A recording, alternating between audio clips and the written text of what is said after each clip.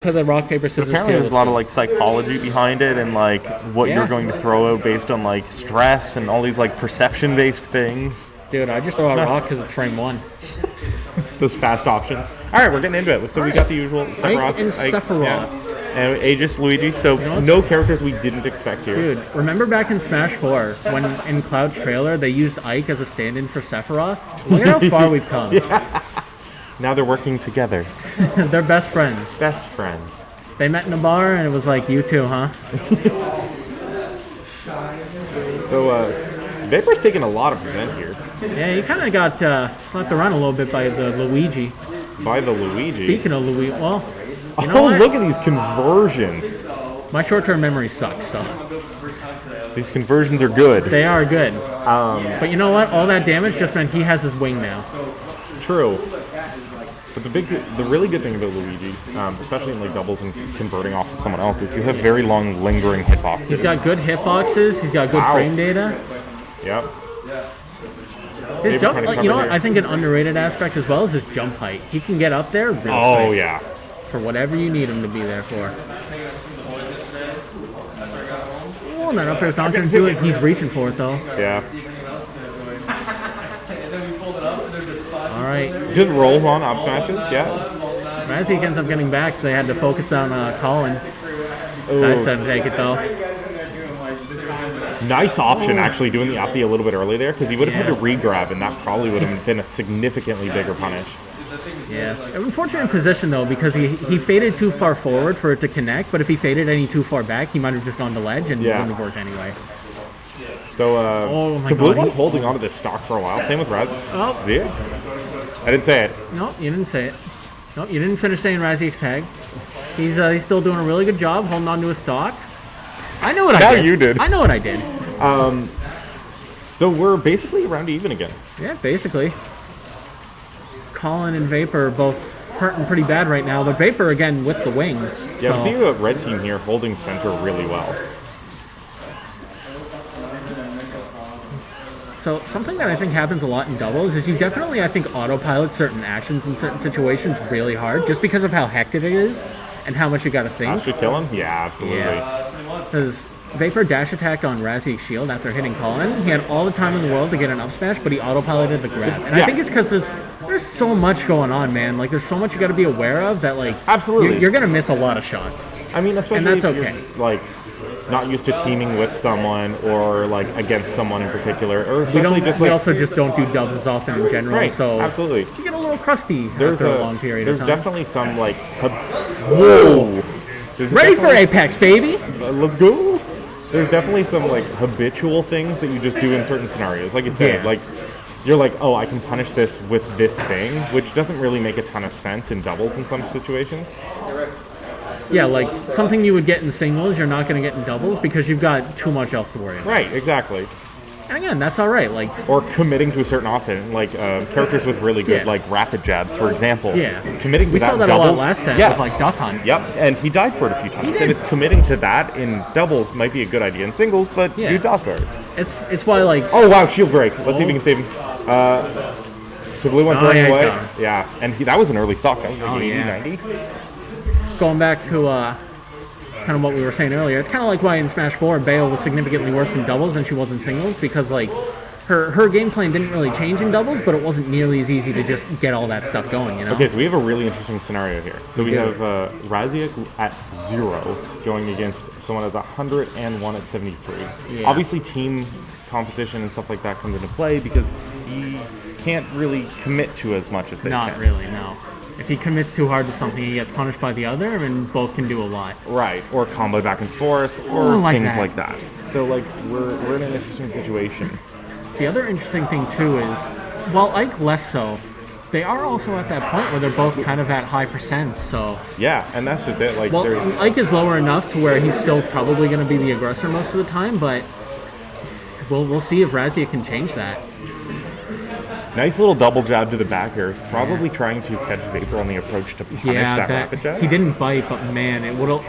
Oh That'll my do gosh. it. So now we're on a 1v1, which is pretty much even at this point. Oh, he didn't get the forward air. TehBlueOne makes that was the right idea though. Like if he had that trade even, that was death.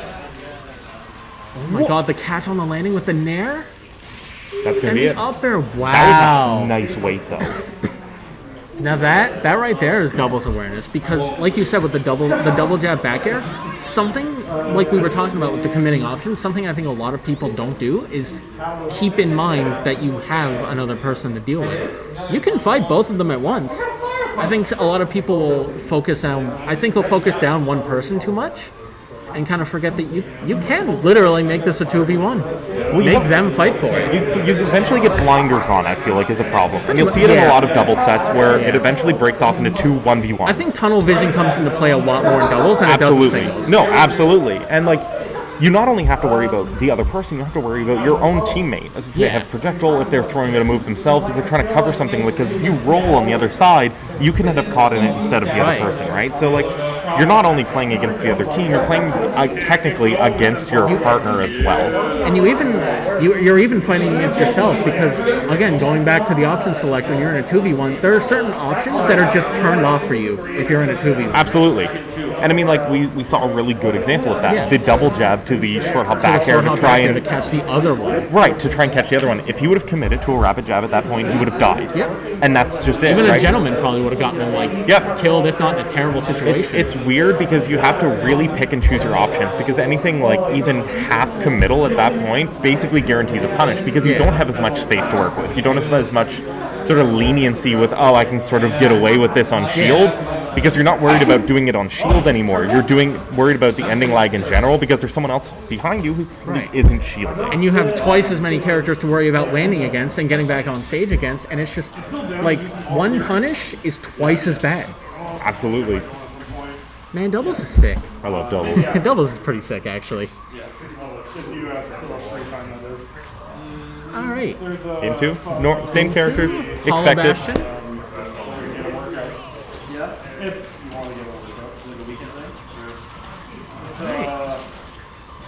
It'll be interesting if we see something similar to last time, because we saw blue team actually take like a decent amount of percent. I'm not sure. I don't know what happened there. I'm gonna go with an SD. Maybe It he was lost his definitely jump SD. somewhere. Maybe. I'm gonna go with he lost his jump and didn't realize it, because that was at but 25. he just covered. He covered into blue one. Oh man. But to blue one, it's such a high percent. I don't even know what happened to him. And just like that, the stock count is even. And yeah, red team is actually ahead now. That's crazy. After a 25% SD, like, that's insane. Yeah. I kind of hope they win, because if that comes back to bite them, I'm gonna be kind of sad about it. Yeah, and like, that's always a hard thing to look back on and go, if we would have had this extra stock or whatever, because like, that can be your stock or that can be your teammates. Exactly, right? So it's hard not to like reflect on that stuff and be like, wow, man, that almost Vapor's first stock so there. Close. Nice coverage on Vapor towards Colin here. The problem again, of course, is that the one at high percent ended up being Vapor, and he's the one you would really want to be dead right now. Yeah, exactly. Can we appreciate the fact that Raziek is still only taking 50? Yeah, he is stock tanking like crazy right now. Like, if you want to talk about Colin losing his second stock though. But like, it's not. Okay. There you go. The There's stock count is Vapor even again. Like, it's not even like Colin's at one stock, but it's not half as big a deal as it could have been. No, absolutely not. Like I had mentioned, like, that could be yours, that could be theirs. Like, Raziek could have died there. oh, for sure. That was a nice roll to get away from the snap there. Yeah. The Nair, raw Nair almost taking it.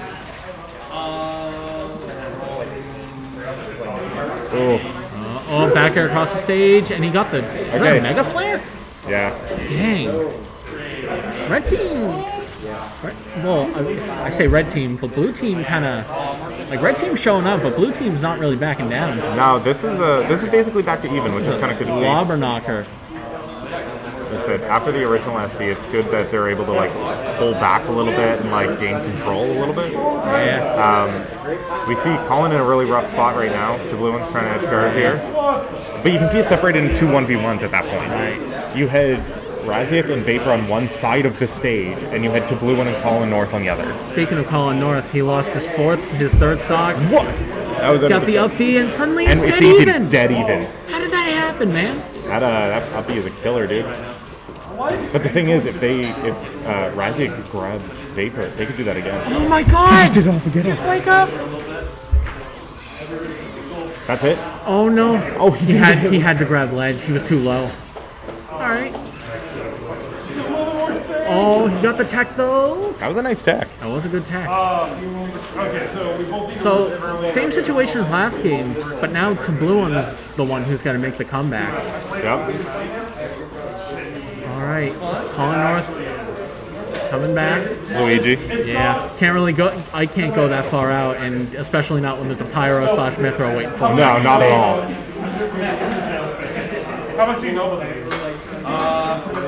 Okay, so first off, you know what? It's a grab, and that's just it. It's a grab, and a 2v1 is a really committal tried to option. forward throw it to get the grab armor, but it just didn't work out. That's the awareness. I mean, that dash there. attack is huge from That Pyro. is, yeah.